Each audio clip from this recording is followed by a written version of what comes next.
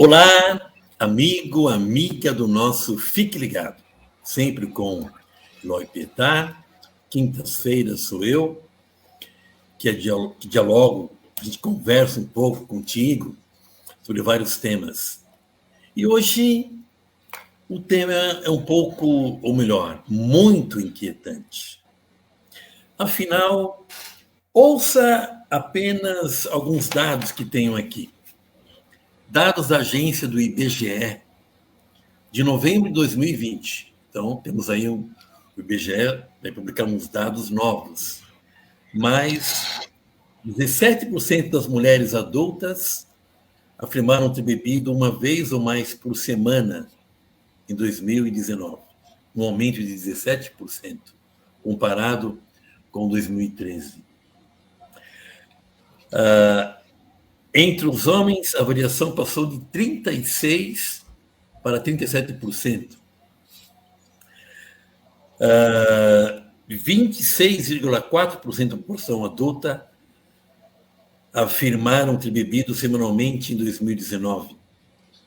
Isso no aumento de 4%. Afinal, o álcool é uma droga ou não é? E como evitá-lo? Qual a terapia? E para falar sobre esse tema inquietante, tão importante na sociedade contemporânea, está conosco o professor Carlos Eduardo Fraga. E ele tem um currículo, amigos, amigas, invejável. Filósofo, psicólogo, doutor em psicologia. Ele vai voltar aqui ainda para falar um pouco sobre o filósofo Spinoza, não é?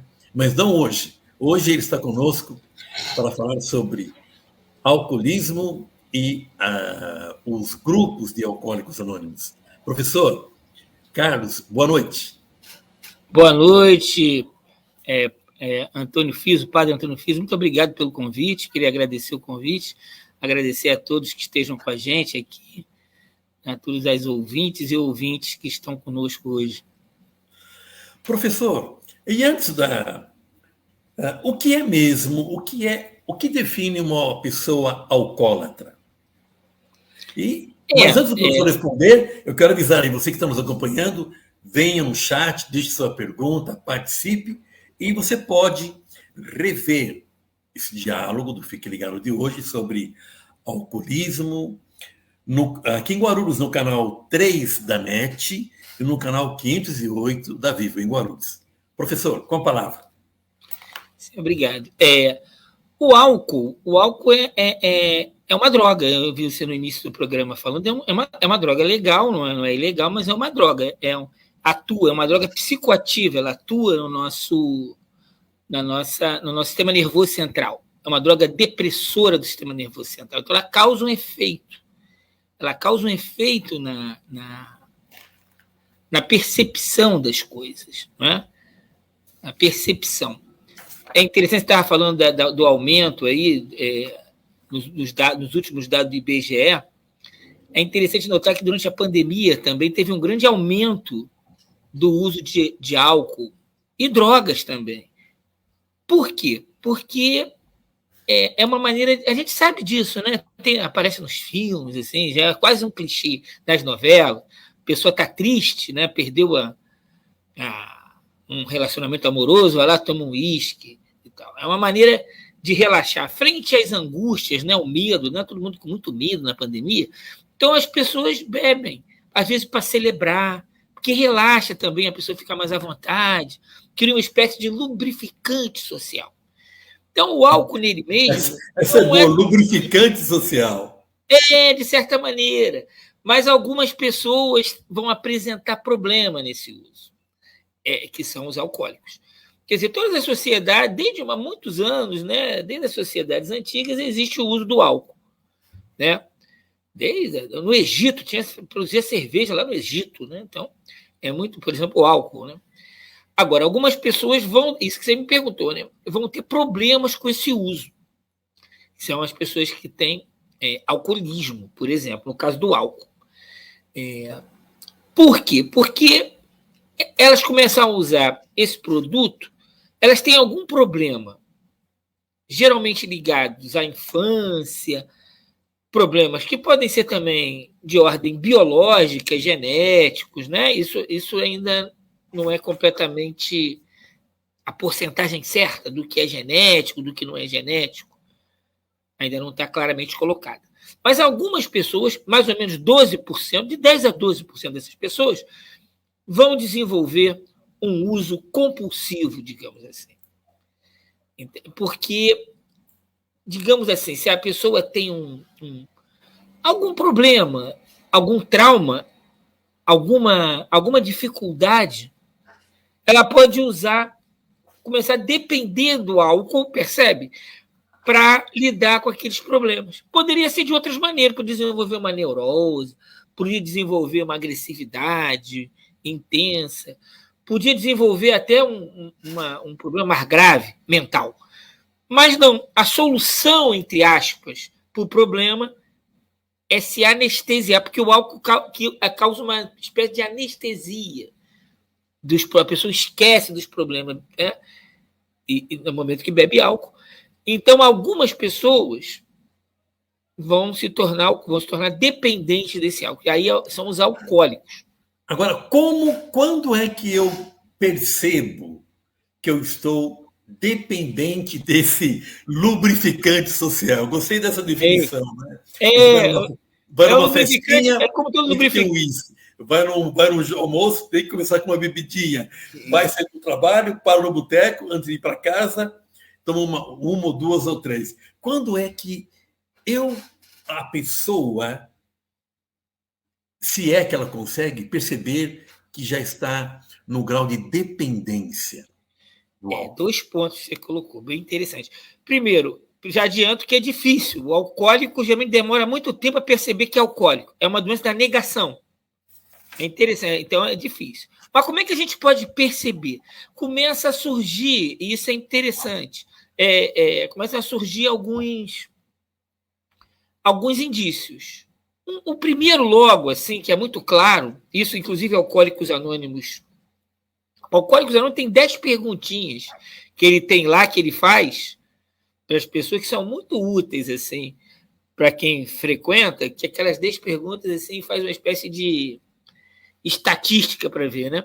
Mas, assim, 2 coisas são fundamentais, simplificando. Quando a pessoa começa a parar e começa a beber e tem dificuldade de parar. A pessoa fala, vou tomar só 2 chopinhos, perde a hora.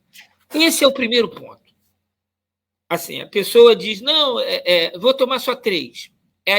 Quando começa, geralmente bebe muito e não consegue parar. Esse é o primeiro fator. E o outro, quando bebe, faz coisas que não faria se não bebesse. Tem uma mudança, percebe? O alcoólico, porque tem pessoa que bebe, fica um pouco alegre, tal, e fica tudo bem. O alcoólico começa a fazer, né, bobagem, dá vexame, entendeu? Então, faz coisas que depois ele se arrepende, que ele não gostou. Então, esses 2 fatores são coisas assim, índices bem assim, simplificando, que podem nos dar uma boa pista de que a pessoa é alcoólica. Por exemplo, eu estou numa festa, me embriaguei, fiz bobagem, briguei com meu colega, por exemplo. Ou fui numa festa de casamento, bebi demais e esqueci a carteira no banco, o paletó e vim sem sapato para casa. No outro dia, eu sou capaz de lembrar esse fato, não é? Ou isso é impossível, ou a mente apaga. Isso é um outro fator do alcoolismo. Os apagamentos são sinais de alcoolismo já avançado. A pessoa esquece o que fez. Porque, claro, que uma pessoa que... Porque tem aquela binge, que o pessoal fala, no Natal, às vezes o cara bebe muito, assim, isso não quer dizer que ele é alcoólico. Porque começa a ter um hábito, né, tem o hábito, né, pode, eventualmente, a pessoa tomar um porre, na adolescência, às vezes acontece que toma um primeiro porre, isso não é sinal de que vai ser alcoólico. Mas é bom tomar cuidado, assim. E veja, é sempre perigoso. A pessoa tomar um porre, pode acontecer qualquer coisa, né? Se estiver completamente bêbado. Agora é muito comum nos adolescentes, né? Eu moro aqui na zona sul do Rio, vou no mercado ali, uma liberalidade, os jovens todos cheios de vodka na mão. Você olha para eles assim, parece ter 15, 16 anos, comprando vodka ali com um montão de vodka, né? Mas veja,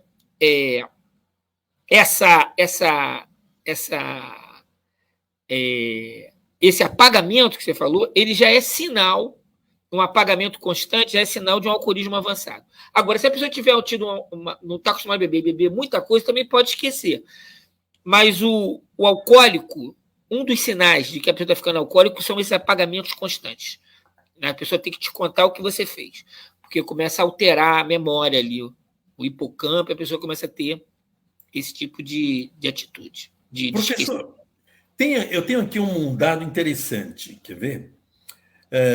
Os dados do Ministério da Saúde diz o seguinte, que no Brasil, 18,4% dos registros de morte estão ligados ao transtorno, transtornos mentais comportamentais devido ao uso de álcool. Mas antes do senhor comentar esse dado, 18,4% dos registros de morte estão ligados ao transtorno mentais ou comportamentais devido ao uso de álcool. Eu queria registrar aqui a presença dos nossos colegas. Estão conosco aqui o William Dias, o Sérgio Alberto Silva, nos dá uma boa noite, a Maria da Glória Pinheiro, a Morato e a Maria Brilina Galvão da Cruz. Boa noite ao professor Carlos Eduardo e a mim. Professor, e como o senhor analisa, né, como profissional da psicologia, filósofo, essa questão do aumento das mortes causadas pelo excesso? O texto diz o seguinte, né, entre aspas, transtornos mentais e comportamentais por causa do álcool. Porque o álcool ele é muito destrutivo, né? O pessoal fala muito das drogas ilegais, mas o álcool ele é muito destrutivo, é uma epidemia o alcoolismo, é uma coisa, porque ele causa problemas físicos, ele causa problemas físicos desde cirrose, né? O alcoolismo, problemas mentais, porque o álcool ele destrói muito o cérebro, né? O alcoolismo, né? Destrói a ponto de causar até demência. Mas não é só, o álcool não mata só por causa dos danos à saúde. Por isso que a estatística é alta, porque ele também causa, por causa das ações que ele faz a pessoa cometer, né? Por exemplo, acidentes de carro. Então, brigas, leva a brigas em bar, violência doméstica. Então, o alcoolismo realmente traz bastante danos à sociedade. Entende? Traz bastante danos. O alcoolismo traz bastante danos, sem dúvida nenhuma. O senhor falava danos à sociedade. 17% dos motoristas brasileiros já dirigiram após beber álcool. É muito. Sim. Professor, sabe o que é 17% dos motoristas dirigirem embriagados ou bebem e depois pegam a estrada? Você sabe que a lei seca ajudou, essa lei seca, de certa maneira, ajudou, diminuiu muito. Mas ela não funciona para o alcoólico, porque o alcoólico, depois que bebe, ele fica completamente... Ele perde o controle sobre as ações. Então, para o alcoólico não adianta, mas para os outros adianta. Tem muita gente que bebe, perde um pouco os reflexos, causa acidente. Fica sem medo, né? Porque o álcool causa isso. Corre mais quando bebe, perde os reflexos. E aí isso diminuiu. Né? E as pessoas também começaram a ter o hábito de andar de táxi, mas ainda é muito alto, ainda é muito alto o índice de acidente causado pelo uso exacerbado do álcool, com certeza. Professor, o Antônio Carlos Moreira, ele diz aqui para nós, nos chama de camarada, Friso, boa noite, professor Cadu. Ele pergunta, o que pensa de leis com maiores restrições de bebidas alcoólicas? Como o senhor interpreta isso? Como o senhor analisa? Então, essa regulação, é difícil regular o uso do álcool, né? Mas, assim, é possível regular, por exemplo, proibir, como se faz, né, o teste do bafômetro ali, para evitar, no caso disso. Eu acho positivo esse tipo de prevenção. Mas aí tem que saber que ela não funciona muito para o alcoólico. O alcoólico tem um problema de saúde, entende? Para o alcoólico não adianta muito. O cara que é alcoólico, se ele sair de carro, ele vai dirigir bêbado. Mas porque ele perde o controle, entende? Ele faz coisas que não faria. Como eu disse, lembra? A pessoa que bebe faz coisas que não faria normalmente. Pode ser até uma pessoa responsável, mas se ele for alcoólico, porque ele bebe, ele pode pegar o carro, dirigir, se colocar em risco, ser atropelado, arrumar briga. O alcoólico se transforma. Esse é um dos pontos do alcoolismo. A pessoa se transforma depois que bebe, né? E pode causar problema para ele ou para os outros. Agora, as leis com certeza ajudam. Leis ajudam. É preciso também uma atuação não só legal, mas também de saúde. É um problema de saúde pública. O alcoolismo é um problema de saúde pública. Agora, o nosso tempo corre aqui, mas como a família, a esposa, filhos, companheiros, colegas, podem ajudar uma pessoa alcoólatra? Como a gente está dizendo... O senhor é terapeuta, o senhor é um profissional, o senhor ouve lá no seu divã, lá na sala, as pessoas apresentam como é que eu vou ajudar o meu marido, meu filho, minha esposa, ou até mesmo me ajudar, caso eu seja de um psiquiatra alcoólatra, né? É muito importante. Veja, como eu disse, a pessoa que está no processo de alcoolismo tem a dificuldade de se perceber alcoólico. Nega. É até engraçado, às vezes, já viu filmagem, o cara pega bêbado e não estou bêbado, não. Já viu? Tem umas cenas engraçadas, porque a pessoa não percebe que está bêbado, às vezes, acha que não está, todo mundo está vendo. E, além disso, não percebe que está entrando em alcoolismo, é uma doença da negação. Então, então os familiares vêm primeiro, as pessoas percebem antes dele, os amigos, todo mundo. Mas ele não percebe, ele acha que pode parar sozinho. Não, eu posso parar sozinho, eu paro sozinho. Amanhã eu paro. Ele insiste, ainda tem essa ideia de que ele pode. Ele já perdeu o controle, mas ele não sabe. Ele está precisando de ajuda. Então, a família pode chamar a atenção dele para isso. E tem um momento perfeito para isso. Qual o momento perfeito? É o momento em que ele fez alguma besteira no dia seguinte e está se sentindo culpado, que às vezes faz alguma besteira. No dia seguinte, ele está se sentindo culpado. Aí achei que fala para ele, poxa, você está bebendo demais. Aí provavelmente, não, mas eu posso controlar. Pô, mas vamos fazer um acordo? Eu sei que você pode. Mas, por acaso, se você não conseguir, você me dá a palavra aqui, que você procura ajuda. Pode ser Alcoólicos Anônimos, pode ser uma outra terapia. Né? Fazer esse contrato. Porque naquele momento ele está mais aberto. Porque ele está se sentindo culpado. Aí ele acha que... Não, eu vou parar sim. Mas se você não parar, você procura, você pode procurar ajuda. Porque certamente ele não vai conseguir sozinho, ele vai recair na bebida, e aí ele deu a palavra, tem uma chance maior. Isso é uma estratégia que às vezes os terapeutas falam. Legal. Para ajudar. Professor Carlos, qual é a importância do AA como um dos centros terapêuticos, né? Há muitas clínicas, muitos profissionais, há muitas organizações, ONGs, que trabalham, que se oferecem para ajudar o alcoólatra. Mas qual a experiência? Vamos focar aqui nos Alcoólicos Anônimos. O que o senhor diz desse grupo? O Alcoólicos Anônimos não só Alcoólicos Anônimos para o álcool e o NA, né, Narcóticos Anônimos para as drogas, né? Eles são muito eficazes, né? Não tem custo nenhum para o dependente, né, dependente de álcool ou drogas, não tem custo e é muito eficaz. Pra você ter uma ideia, teve uma pesquisa agora em 2019 das melhores universidades americanas, Harvard e Stanford, fizeram uma pesquisa de revisão dos últimos 30 anos nos Estados Unidos, pegando os últimos 30 anos para ver o que era mais eficaz no tratamento de alcoolismo. E aí a AD ganhou disparado nos Estados Unidos. Assim. É mais uma, mas é eficaz realmente. Só que ele tem uma alta exigência. Por quê? O A só funciona se a pessoa quiser. A pessoa tem que querer parar. Entendeu? É o único requisito. Mas, a partir disso, é muito eficaz. É um tratamento... um tratamento de recuperação que, sem custo nenhum, não tem profissionais ali, são alcoólicos que compartilham experiências entre eles, não é?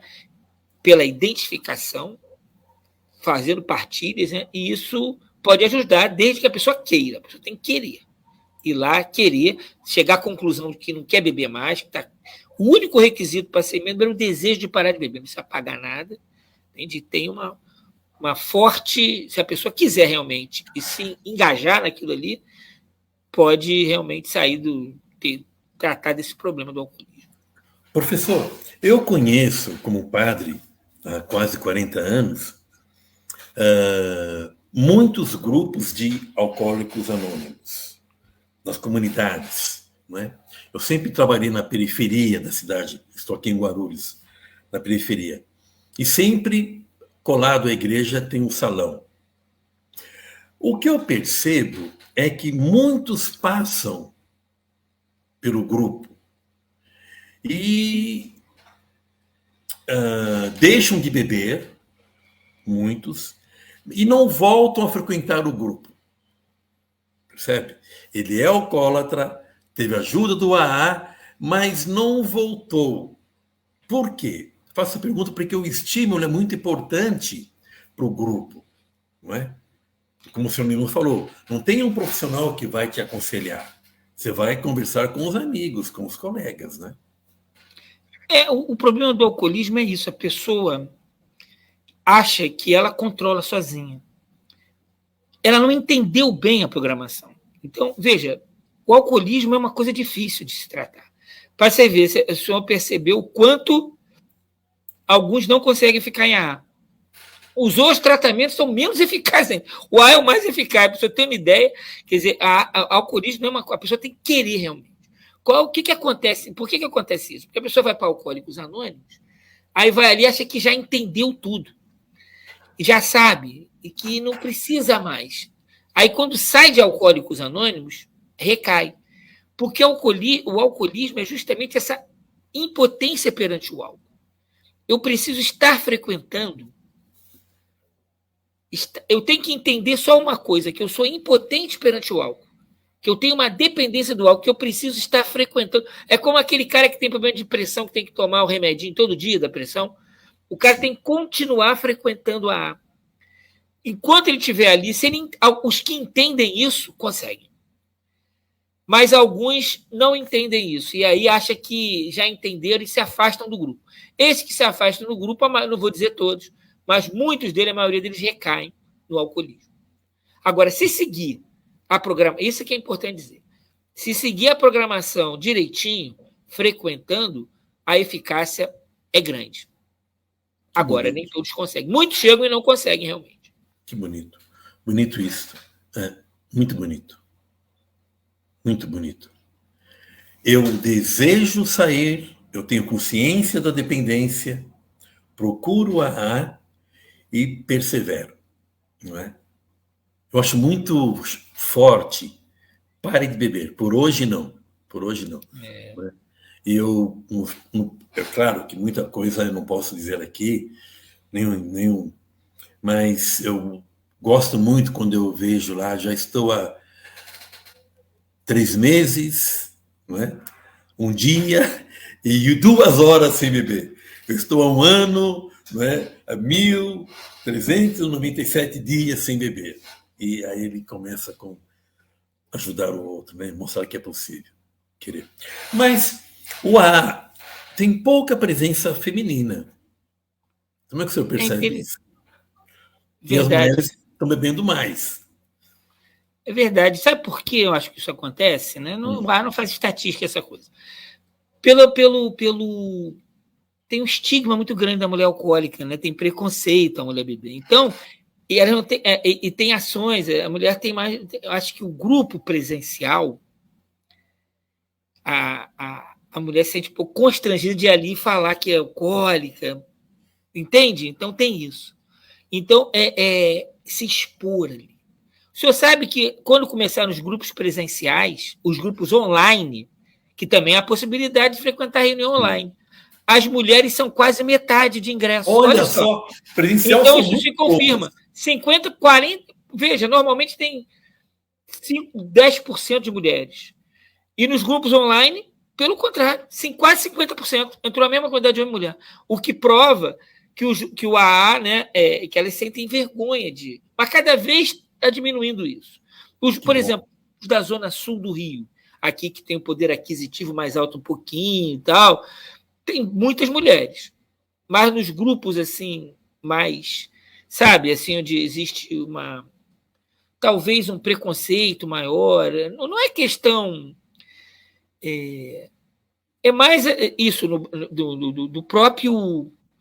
da própria mulher também se sentir um pouco constrangida de falar. Não é? Isso é até uma coisa que o AA está pensando cada vez mais, como receber melhor essas mulheres para se sentirem à vontade. Né? Entendeu? Mas agora tem muitas mulheres nos grupos online. Que ótimo, ótimo.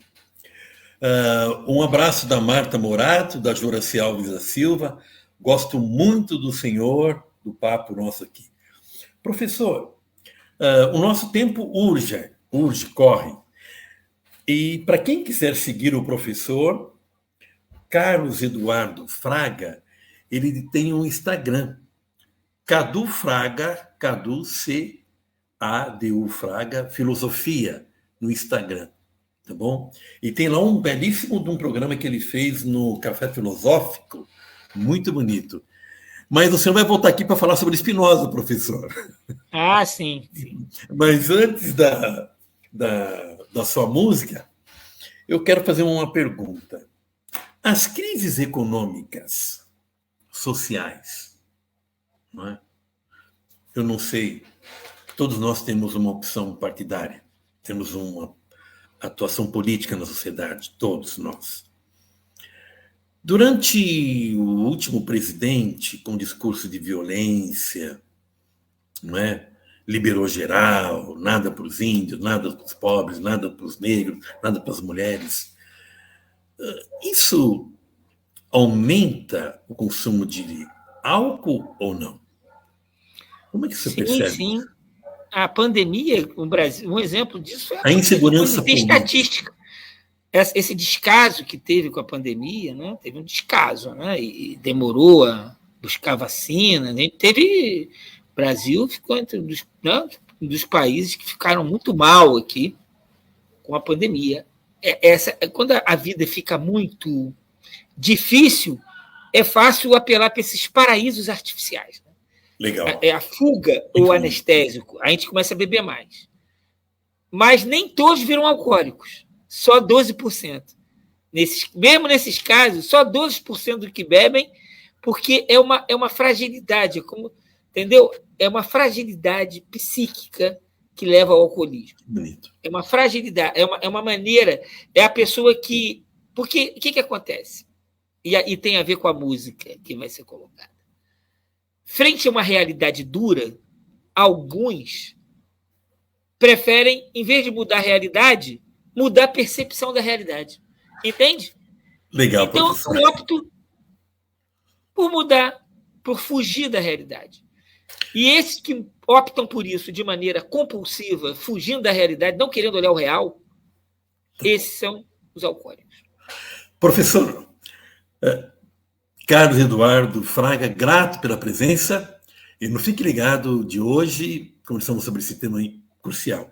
Grato, Joraci, ao Antônio Carlos Moreira, aos colegas todos. Você pode rever o nosso programa aqui em Guarulhos, pela NET Canal 3 e 508 da Vivo. Vamos à música do professor. Espera aí, professor, a gente volta daqui a pouco.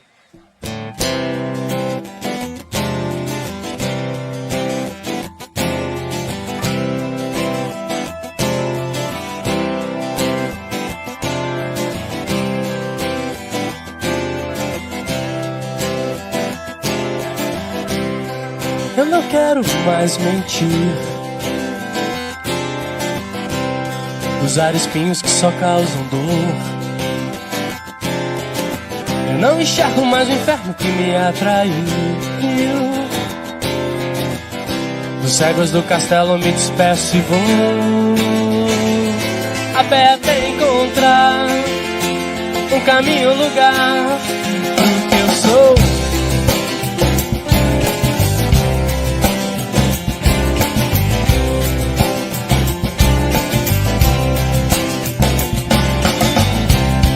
Eu não quero mais dormir,